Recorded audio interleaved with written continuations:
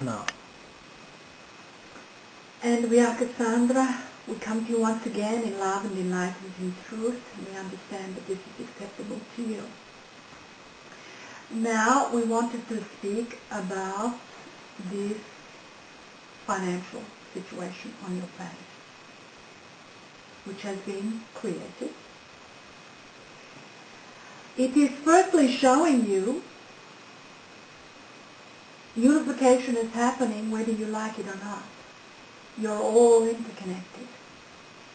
If one country experiences pain, you all experience pain. Unfortunately, it had to come through the financial sector in order for you to realize this message. So, greed in one country literally affects another. This move into unification is happening, and it is happening now. You cannot stop it. Unification simply means you're interdependent on each other, as we said previously. You will rely on each other in order to survive. We are hoping that you will rely on each other in order to progress and to live in harmony instead of just surviving. This financial crisis hit everybody like a dominoes effect because there was corruption, because there was greed, because there was becoming such a separation that was so great, trying to keep you still in this fourth dimensional thinking, us against them, of war and poverty and hatred and separation, trying to keep you in that. And the fifth dimension went, no, you're all going to be affected by it, so that you can see how you are interconnected. And from that you need to learn. So all of the government systems from many, many countries have come in and said, okay, we will help this. A man-made situation by private men created this, and the government stepped in. They stepped in to help with money, but they have never stepped in truly to help with hunger, to help with hospitals, to help with education. If you, as a collective, do not understand and learn from this lesson, it will happen again. We are not sure that the people who are governing this money have learned the lesson.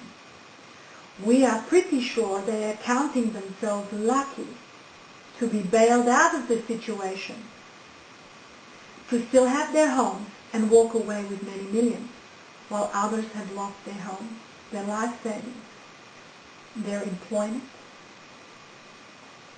their life as they knew it. So, they are suffering. There is more suffering. And there is more suffering. And this will continue every single time these greedy people think along those lines again. So, it will come back up again. Your interest rates will go down. As soon as they go down and they start lending again, they will hike them up again and be in the same ridiculous situation. It makes common sense. If you make the interest rate so high that people cannot afford to pay the mortgage, they will lose their house.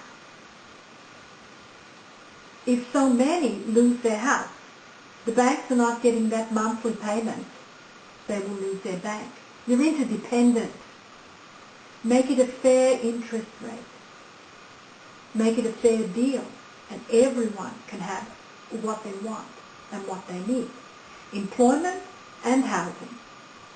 But there was greed, there was separation, there was mean thinking, pushing people beyond their capacities to afford to pay, pushing them into a false reality, that did not exist. And the whole thing has collapsed. And so, it will build itself again. But if you, the individual, do not demand that it doesn't happen again, it will happen again. How do you demand it doesn't happen again? You don't take a loan if it's not a fixed interest rate. You don't take it. If they're not lending you money, they're not earning interest. You literally do not take it.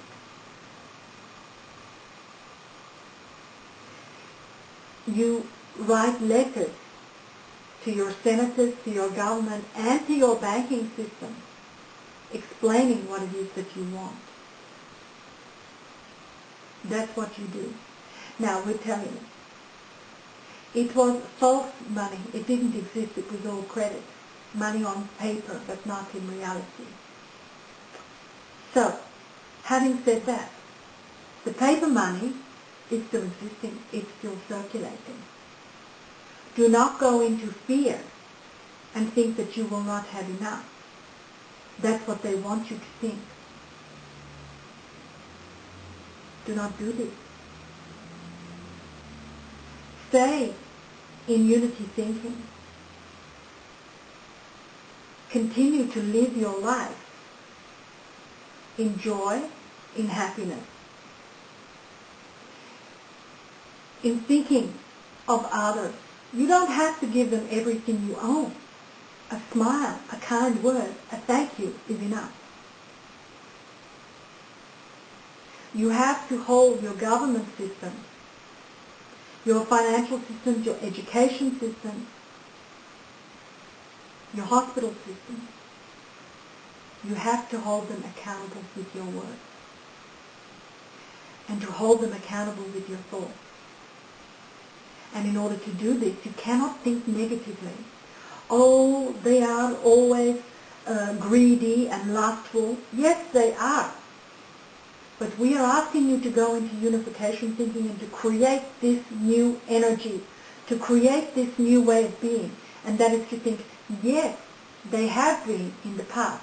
However, I am choosing to think that there are some that are there who are willing to work with us, who are willing to lend me money for a good interest rate that I can afford that is reasonable. There is doctors and hospitals there that are willing to see me for a reasonable price that I can afford. It exists. There are people on your planet that wish to give this to you. And the more you think that there are people that wish to give this to you, the more you elevate them into a position that they can. But if those people, and you could be one of them, that is always left behind, always struggling, always unfinanced, always pushed to the background, they're always pushed to the background, nobody's listening to them. But if you begin a pathway of thought, of reality, of thinking, remember, thought creates reality. Reality follows thought. The same thing. If you begin to think that there are people, what you will do is awaken the people around these people to finally acknowledge them and say, hey, that's actually a good idea. There are those that have ideas that will not only help the environment, it will decrease costs and increase the quality of the service. That's what you can have on your planet. We will continue in a minute.